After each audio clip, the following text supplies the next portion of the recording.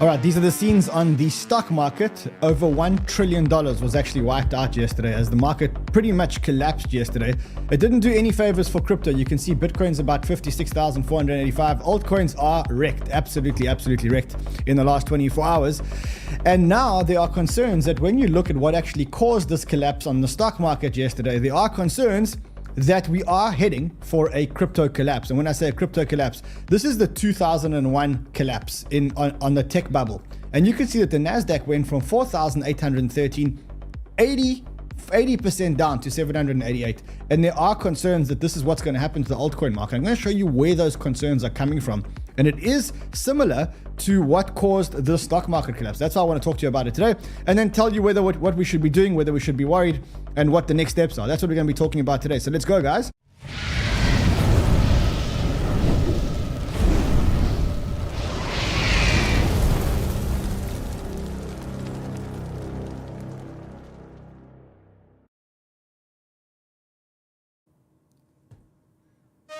You see, there's a comment here that says, Rani is wearing black. What a relief. If I don't wear black, Josh throws a temper tantrum about how he can't change the color of the thing. Hey, Josh.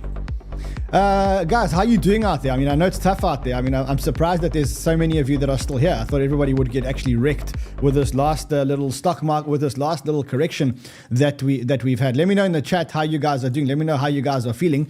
I must say, congratulations to all of you guys that followed my advice yesterday. I see 2,560 of you went and actually got yourself onto Ton Station. Now listen, guys, time is very limited. This is the project that Alex, Becker, and Elio are both involved in. It's a gaming ecosystem and a gaming marketplace on Telegram. It's going to be huge. And all you need to do, the only way to get tokens, there's no VC releases, there's no nothing. The only way to get tokens is to sign up using this link. It's free, you don't have to pay anything. And just play, and then you're going to get tokens. And I think this is going to be like one of the biggest cash opportunities that you're ever going to have. So do yourselves a favor, click on this link, the one that says Ton Station, go and do it. I see 2,500 of you did it yesterday. I see you guys are playing like DJs. If the market's not going to give us money, we have to go out and get free money. And I think this is going to be one of the good ones. This is going to be one of the good ones. Otherwise, I wouldn't waste your time doing it. All right, let's talk about what's going on in the markets. But before we do that, we have to welcome our new subscribers. Let's go, guys. Smash the subscribe button if you're not subscribed. If you are here, oh, wow. One guy unsubscribes. Are you kidding me? And I see we've only got 295 likes, 300 likes. What are you waiting for? I'm here every single day, bring you crypto love and crypto wisdom. All I'm asking you is to smash the like button to get everybody else to come in and do it. And I'm going to give you a very high alpha show today. That I promise you. Let's get into the alpha. Let's not waste any more time. So what's going on in the markets? Why is Bitcoin trading at 56,418? And Peter Brandt said, I read one of his tweets earlier where he said, the market, three things to note. Ongoing series of lower highs and lower lows. That's not a good sign when it comes to technicals, specifically from April. Downward slope of lows shows lack of energy. No other post-halving time in Bitcoin history when the all-time high has taken this long. Make of this what you want. It's not looking good. And if you look at the altcoins, it's also not looking good. So we've got to ask ourselves, why is it not looking good? What's actually going on there? Why is it that the stock markets look like this? Over $1 trillion actually wiped out of the stock market. And it's not only in the US, it's actually in Japan as well. So in the US, the QQQ or the NASDAQ has broken this upward trend. We're now below the trend line over here after yesterday. And you have that also spread to Japan. So Japan, look at this. Japan had 2 days, bad days in a row now. And Japan is about 8 or 9% down. The Nikkei is about 9% down. So what actually caused this? And why is it the USA and Japan that is actually going down? You will remember that we spoke not long ago about the Japanese cash and carry trade. Remember that Japanese yen cash and carry trade? Well, maybe the Japanese yen cash and carry trade has actually come back. That's the situation. So let's look at what's caused this. What was the reason for this collapse? Or what was let's not say the reason, because it wasn't the reason. It's the catalyst. It's not the reason is deeper than the catalyst. The catalyst is just the canary, the one that basically cracks the ice here, right? So what was it that causes? Well, it's NVIDIA. So you can see NVIDIA yesterday went down about 9% or 8%. Why did NVIDIA go down? Because the Democrats, and specifically the Department of Justice, subpoenaed NVIDIA in antitrust regulation. So they basically, for the first time ever, sent a formal legal notice to NVIDIA And what they are targeting NVIDIA about is around anti-competitive practice, which is, by the way, a criminal offense in the United States. So you see, it's the DOJ subpoenaed NVIDIA. The shares lost over $280 billion in one day, and it's the biggest one-day loss in a company ever. Imagine that. It's the biggest one-day loss that a company has ever lost. What the DOJ is seeking is it is seeking evidence that NVIDIA and other chip companies have violated antitrust laws. Now, this is it's the first legally binding request, as I've said. And remember that NVIDIA currently owns 90% of the AI chip market. And the regulators don't like that. The regulators are saying this is too monopolistic. And pretty much what they said is, we're coming for you. So this is from Bloomberg. It says reports that NVIDIA and third parties received subpoenas from the Department of Justice are unsurprising following early news that the DOJ is reportedly looking into possible antitrust issues related to NVIDIA's acquisition of Rune AI, as well as the company imposing anti-competitive restrictions or requirements on its chip customers. So that is what's going on here. Now, obviously it's unsurprising because specifically this government, the Democrats and any government, shouldn't like monopolistic situations. We also don't want monopolistic situations if they are done unethically. But as I say, that was the catalyst. Someone's asking if I read the chat. Of course I read the chat, Mr. Barnes. Every day I read the chat. I read. That's how I know if I'm giving you guys good alpha or bad alpha. I just read the chat. Anyway. So, long story short. The problem is not NVIDIA. The NVIDIA is the tip of the iceberg.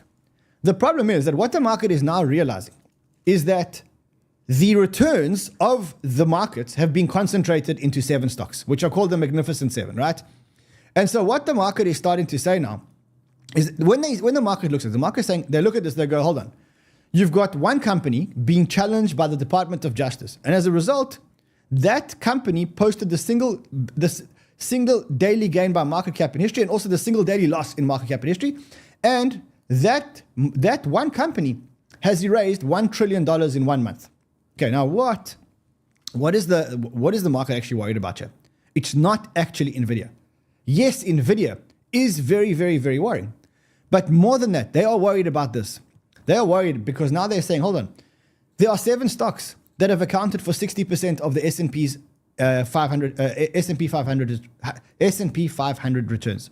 And what they're realizing is that if you get one crack on one of those stocks, then the implications to the market are gargantuous, massive, gigantic, right? And that's exactly what's happening.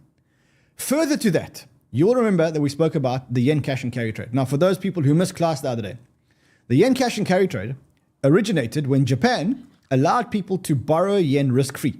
In Japan, there was no interest on borrowing Japanese yen, and so many people borrowed billions and billions of dollars, maybe even trillions of dollars, and they invested it. They borrowed it with no risk, with no interest, and they invested it in many investments around the world, including tech stocks. And so now, when the DOJ challenges NVIDIA, and they knock down, it's like you're building a castle of dominoes or a house of cards. And you crack one of the 7 that's actually holding it up. People are worried that this will cause the entire Japanese yen cash and carry trade to unwind because people will get out of, as risk goes down, as risk assets go down, people are worried that it'll cause the entire trade to unwind. And so that's why when you look at the markets that have collapsed today, all the markets basically got hit. But the ones that got hit the worst, of course, were the NASDAQ, because that's where NVIDIA was attacked, and the Nikkei, because people are worried about this Japanese cash and carry, yen cash and carry trade unwinding. And so this is now causing a contagion. And if you read the 𝗕𝗬𝗕𝗬𝗕𝗓 letter, it says, stocks are falling like the big tech bubble has popped. Oil prices are falling like we're entering a recession. Gold prices are falling like rate cuts got cancelled. Bond prices are falling like inflation is on the rise. Natural gas prices are falling like a recession's around the corner. And crypto is falling like risk appetite has completely disappeared. I love this tweet. I think this is exactly the tweet that you want to see to talk about a bottom. This is why I love this tweet, because it feels like everything is collapsing into a heap. And that's exactly when the bottoms usually come. So that's what's causing this collapse. But that's not what's going to cause the crypto collapse. The crypto collapse has its own reason. Now, you'll remember that yesterday I said to you guys, I think it's a bad idea to be trading in this market. I don't care who you are. I think if you're looking to trade in this market, I think you are. Why are you looking to trade in this kind of market? Because I told you guys that if you trade and you look for trades in a market that's moving sideways and down, you're going to get killed. And that's exactly what happened yesterday. As soon as this happened, who got killed? The leverage traders. Just look at the leverage traders. Bang! All the leverage is wiped out. This is people getting stopped out and losing their money in the sideways chop.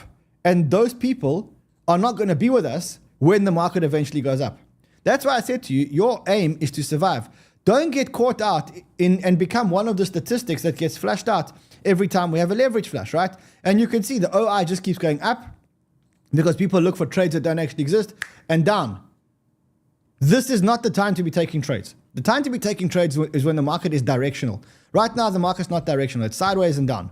Your job right now is to survive. Why should you survive? So that you can be here to enjoy the next part of the bull market. Because remember, if you get stopped out here, if you lose all your money here, you ain't going to enjoy this part of the ice cream, right? You can't get stopped out over here because then you won't enjoy the ice cream. If you want to enjoy the ice cream, what you got to do is you got to survive this period. Now, how do you survive this period? Well, for one, you should go on vacation. I'm going on vacation tomorrow. So I'm going to be here tomorrow. I'm going to do a show tomorrow. But then I'm going to Kenya to watch the migration of the animals. And I'll come back when the market goes up. No, I'll be back next Wednesday. Because we have to go to Singapore. So I have to come back, repack my bags so that we can all go to Singapore. Now, as I said, do not get caught trading. Do not get caught trading now. If you are trading now, you're going to get wrecked. Guys, you're going to get wrecked. I mean, OI goes up, OI goes down, you get wrecked. That's pretty much what happens. This is not a market for trading. There are markets for trading. And when we get the markets for trading, we will trade them. When the markets give us a trade, we will trade it. But right now, this is not a trading market. This is an investment market. This is a buying market. This is an accumulation market. It's your last time to buy, your last opportunity to buy before the bull market actually comes, if the bull market actually comes. And that's a big question because I know it feels like the bull market isn't actually going to be coming. And the truth is that that's usually what happens. That's usually what you feel like when you're near a bottom. I mean, just look above my head. Well, for one, Litecoin is still alive, which is pretty interesting. ETH is trading at $2,400. I never thought we'd see ETH at $2,400 again. It's a blessing that we've got ETH at $2,400. And you got to make a decision now whether you're going to be buying at $2,400 and selling at $2,400. If you're going to be selling at $2,400, there is a great channel that I would like to refer you to on YouTube, which I think you should all be watching. And this is only if you are going to, if you are selling ETH at $2,400, I recommend that you subscribe to this channel over here. This one. It's called BitBoy. Subscribe to that channel. If you are buying, you're in the right channel. If you are buying, you're actually in the right channel.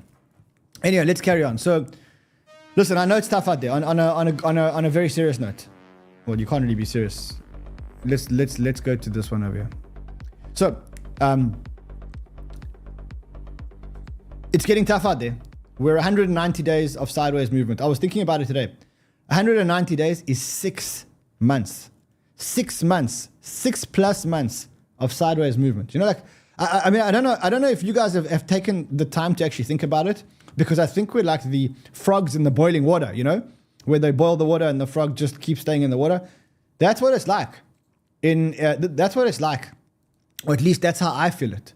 That's how I feel today. I feel like we've been here for 6 months in the sideways chopping movement, and every single time we think it's going to get better. And actually, when we look at the data, actually it's not really getting better. It's actually getting worse. You got lower highs and lower lows. You got a lack of demand, and as 𝗕𝗬𝗕𝗏 says, we've run out of energy. The reality is, he used a good word here.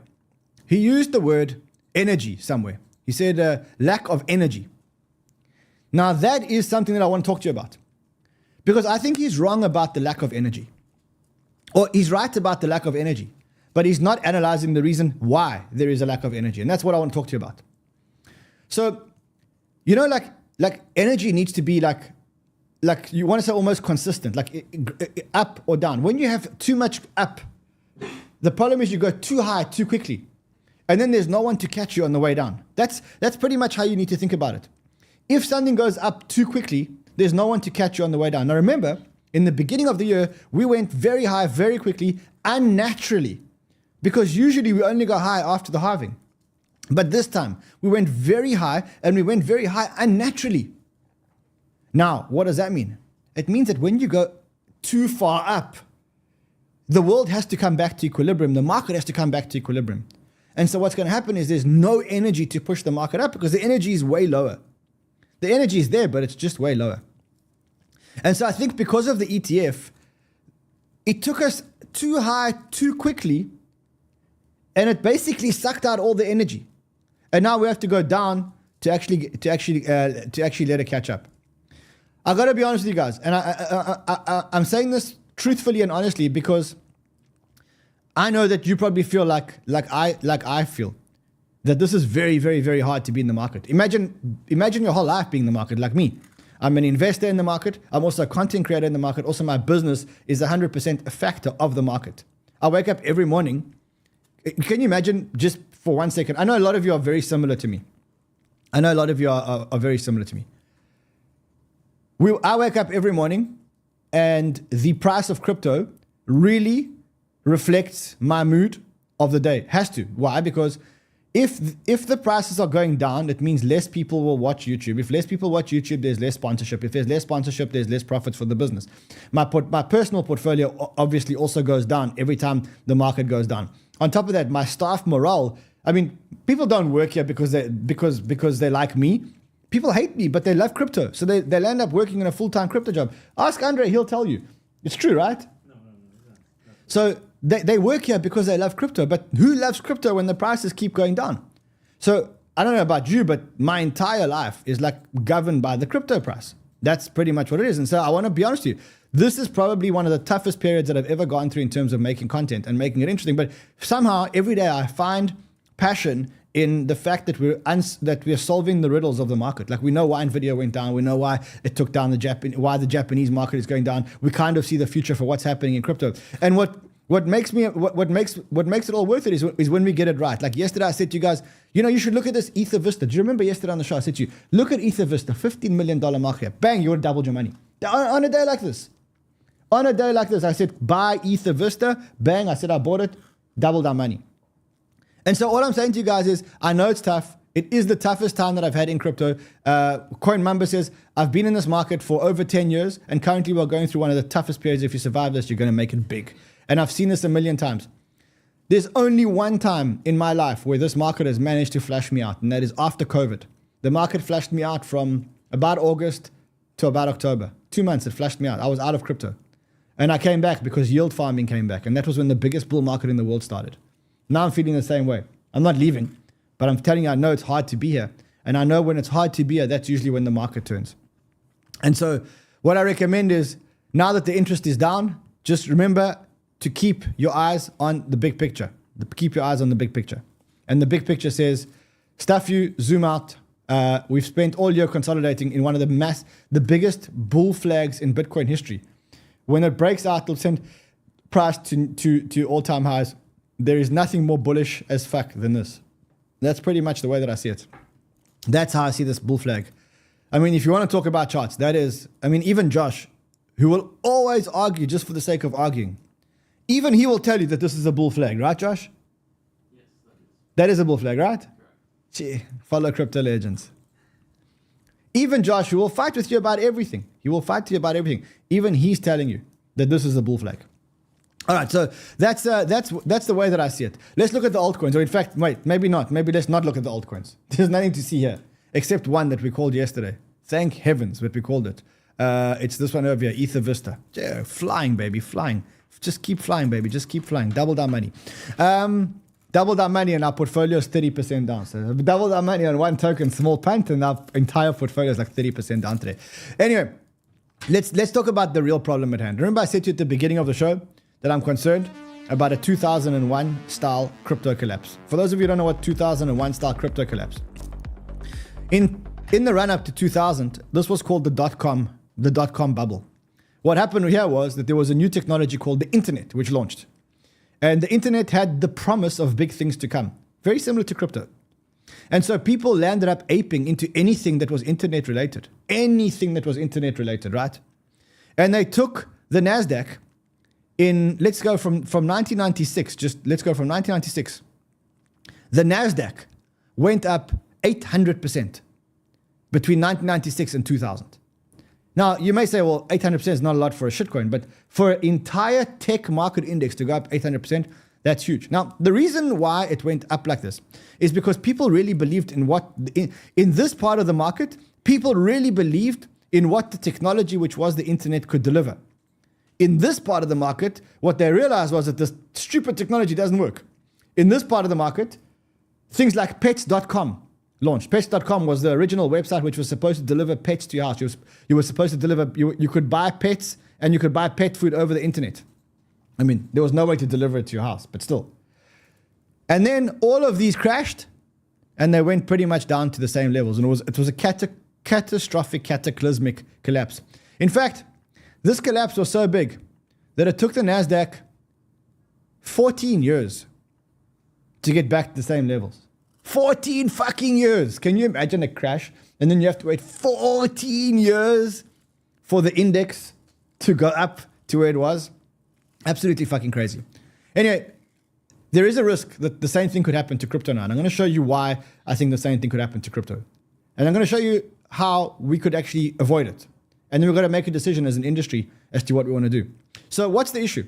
The issue actually came from a piece of good news, which I saw yesterday. And that piece of good news basically said that VC funding for crypto startup soared 634%, 634 million in August. So what we know now is that the VCs are investing. And generally I'd say if the VCs are investing, that's amazing, right? Like, wow, our industry is healthy. The VCs are investing. Problem is that every time the VC invests, because of the damage in our market structure, what they're doing is they're just putting more of a virus into our system. It's like a bad thing.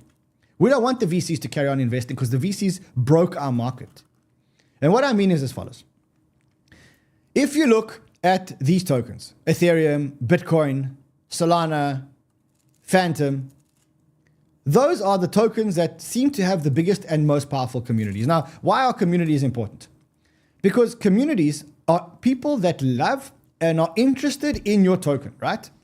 There's something like why Amazon, Google, Microsoft, Apple, why are those the go-to stocks? Obviously, they've got amazing technology, but they are also the stocks that started very low and went up.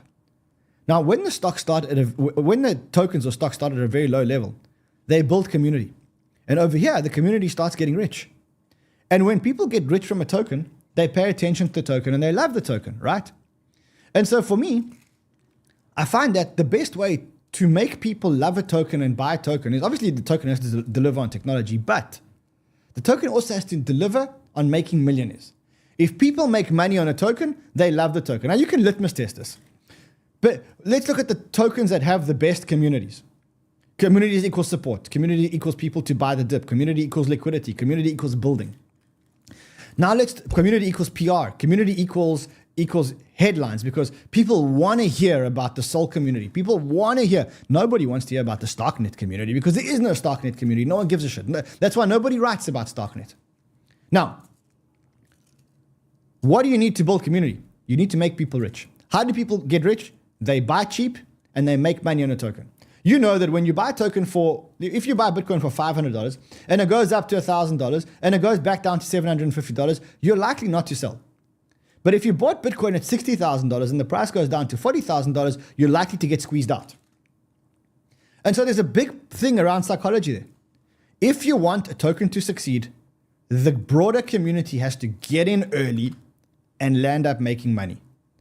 And the truth is that there's a lot of tokens where that happened. In fact, the entire 2017 vintage of tokens is where that happened. Phantom, Ethereum, Bitcoin, Solana, I'll give you a list. BNB. Just look at the market cap of BNB when it went into the market. $21.8 million. Today, it's at a market cap of, let's have a look, a couple of billion. Right now, the market cap of BNB is 73 billion. That means that if people bought this, and this is retail, by the way, this is retail. ICOs were, when we used to sell to retail, they bought BNB for $21.8 million. That's now trading at $78 billion. Same thing with ETH. ETH's ICO was $30 million. Sol was less than this. Andre doesn't know what he's doing. In 2017, all these tokens, Tron was also like 30 million. Anyway, you did bad homework, but we'll fix it for you. Yeah, you have to go sit in the corner and face the wall. And cross your legs and put your finger over your mouth like we were in school. Okay, anyway. So in the old days, retail used to be able to get into a token at a low FDV, at a low valuation. And they would hold the token on the way up. In the new market structure, it doesn't work like that, right? In the new market structure, the VCs buy the tokens early, off market, before retail can touch them. And they buy again and again and again, and they do another round and another round and another round. And then, when they finished extracting all the juice from the tokens, they bring it to market and try and dump it on retail. So let's look at some examples. Let's look at 𝗕𝗓𝗓. The original round on 𝗕𝗓𝗓 was at 1 cent. If you were a VC, you got in at 1 cent. The next round was at 10 cents. Okay? The next round was at $1.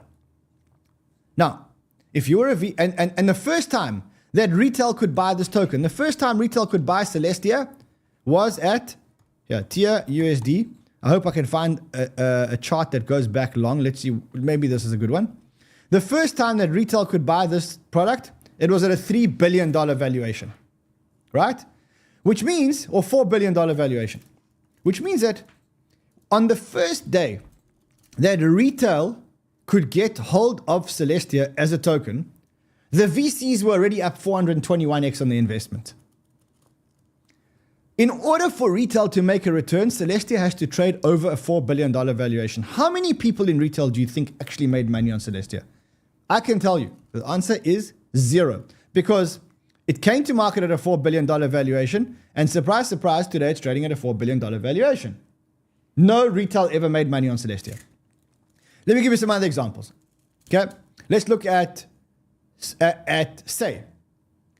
The VCs got in at 0.3 cents. The second round of VCs got in at 8 cents. When the token came to market, it came to market at $1.7 billion, which means that the VCs were up 86x on their investment before retail could actually even get into the token. What the fuck? That's a very bad market structure. So Travis Kling actually summarized. He says, even if a token goes down 85% from listing, the VCs are still up multiples on their money. This is a dominant feature of the alts market. The crypto market has allowed the VCs to return their funds and raise new ones based on investments that never did anything and will never do anything. This is a brutal misalignment of incentives. You can hardly blame the VCs because that's what they're incentivized to do. And so far the market is saying, please VC, list more dog shit coins on sexes at insane FDVs and dump it on retail. There's a problem with the market structure. The market structure is one where a few VCs, a handful of VCs, buy tokens off market and bring them to market with low tokens in circulation and slowly over time dump on retail. It's great for the VCs because on paper, the VCs look very rich. And so what they do is they take their returns and they say, hey guys, look at my returns, the paper returns, because they could never sell tokens because the tokens are locked up. And they use that to raise another fund and another fund, another fund. Because if you're a VC and you're invested in a whole lot of tokens and the token price is artificially inflated, then what happens is you look very good on paper, right? And then you can go raise another fund. You can say, look, our first fund is up 100x on paper. And now I can raise another fund. And so Travis Kling says it again. Yeah, he says, hold on, let me open this for you guys. The other aspect of this is a much, chagrined. What's that word? Chagrined. Chagrined. What does it mean? Google it. VC investing landscape. Put simply, the crypto market continues to reward VCs that invest early in token projects by allowing them to dump on retail at a massive profits. Crazy. Very bad for the market structure. Problem is that now retail's not here to buy the tokens. Now imagine you're in a situation where you're a VC and you counted on being able to dump your tokens, and now you can't dump your tokens because there's no buyers. Retail isn't here. So what happens is, You hold and hold and hold and hold and hold and hold until eventually you can't hold anymore. And then you start selling. And as you start selling, you push the price down, and that gets other VCs to start selling, and the whole thing cascades. And the problem is that we have a fundamental problem in market structure, and the fundamental problem in market structure is quite big. Now I want to show you something. Look at all these tokens. I'm going to go through these tokens, and I want you guys to shout yes when you finally see a token that has a community. Okay, let's go. Anyone here part of the Layer 0 community? Anyone here part of the ATH community? Anyone here part of the ZK Sync community? Anyone ever heard of anyone who's part of the Dimension community? Anyone ever heard of anyone in the alt layer community? Anyone ever heard of anyone in the Arkham community, or in the Starknet community, or in the Aptos community? Anyone here from the Wormhole community? No one. I don't hear anyone. Hello? Hello? Anyone here from the Say community? Please raise your hands. You see what I'm saying? You see what I'm saying? When you come onto the market and you come on at a high FTV, you don't have a community. You see? And if you look at the old tokens, they all have communities. There's the ETH community, there's a Sol community, there's an Arweave community, there's a Link community, there's the Marines, you got the Tron community, you got the BNB community. The new community don't have any fans. Why? Because they came onto the market at crazy fucking valuations, and they expected retail to actually buy their tokens and fall in love with the token. Ain't happening. All right, so what happens next? 3 things can happen next. There's 3 outcomes here. And yeah, let's talk about the 3 outcomes that can actually happen. The first outcome is we do nothing. All right, so what happens if we do nothing? I'll tell you what happens if we do nothing. Slowly, like water on a broken dam wall, the pressure builds. If we do nothing, what happens is there are going to be token releases after token releases after token releases, and there are a lot of token releases. Just look at the month of November. In November, in 1 week, there's going to be $1 billion unlocked onto the market of new VC tokens. And that's not, I mean, just let's look at a month on month. In October, there's going to be $2 billion. In November, there's going to be $1.6 billion of VC unlocks. And so it goes on and on and on. With no one to sell to, that's like, and they're going to hold on to it for as much as they can. But the problem is, it's like water in a dam, and the dam wall is going to hold this pressure of water. Eventually what's going to happen is the dam wall is going to break.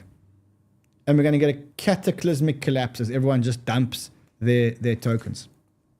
It's going to be like a 2001 style collapse where everybody gets wiped because these stupid VCs started bidding up the tokens.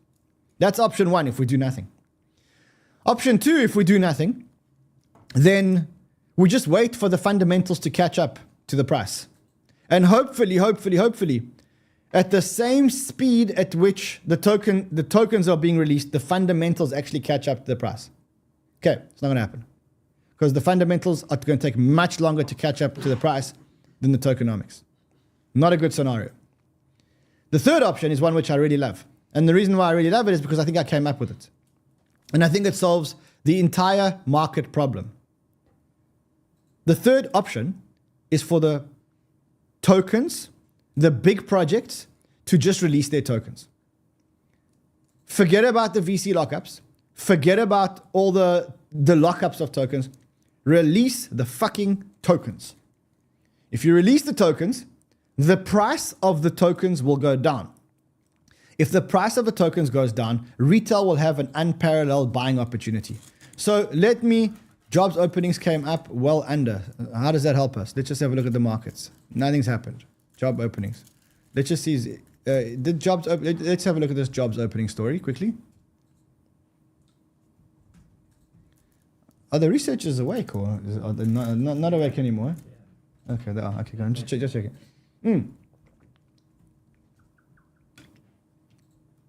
So, the next option is that we release the tokens. Let me give an example of what I mean. Let's take, for example, Aptos. Aptos is currently trading at a market cap of, okay, let's look at it. $7 billion. At $7 billion, there's no way anyone in retail is buying this, and there's no way anyone in retail is actually making money on Aptos, right? However, imagine Aptos unlocked all the tokens and the price came down to 2 or 3 billion. Would you buy Aptos at a 2 or 3 billion valuation? Of course you would. And so would a lot of other retailers. And so that would create an opportunity for retail to invest and to actually land up making money. And so I think the best solution for this market, if the market wants to avoid a crash, what they got to do is just release the tokens. If you release the tokens, then the price will go down, retail will be able to get in, and then we can start a real healthy market cycle and not one where these tokens are going to get killed. It's the only way that I can see to fix this market structure. And the truth is, one of our investment companies, which is called 𝗕𝗓𝗓, which is an amazing perps DEX built on Cosmos, on the Cosmos ecosystem, they said, what do you think teams and investors getting a one-time bulk unlock during a time of depressed prices so that they don't have to worry about future unlocks messing with the charts? These guys get it. If unlock the tokens. If the VCs want out, let them get out. Let them sell the tokens to people that actually deserve them. Let the VCs out. Get rid of the dirty VCs in the tokens and give the tokens to the people at a low price. And let's reset this market structure. Because if we don't, then either we're going to have a 2001 style collapse. And if we don't have a 2001 style collapse, then we're going to wait for the fundamentals to catch up to the price. And that could take another 5 years. And I don't want to be there. As I did mention to you, 𝗕𝗓𝗓 is a very nice perps DEX, which is, it's amazing. Just go and check it out. It's a fully collateralized perps DEX. There's a link below if you want to go and check them out. They are one of our investment companies.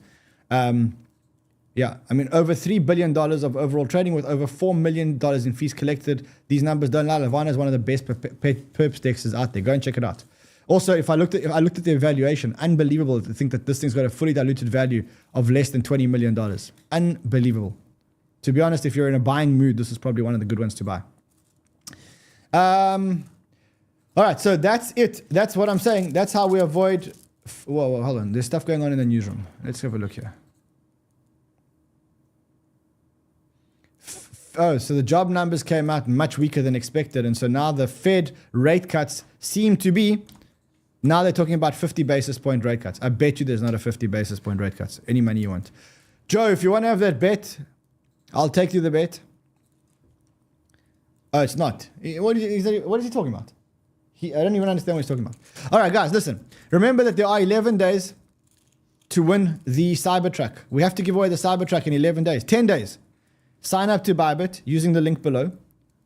Trade. If you trade, you get a chance to win the Cybertruck. There's 10 days to go, guys. 10 days to go. Anyway, guys, I will see you guys again tomorrow, but then I'm going on vacation. Until then. Trade well, my friends.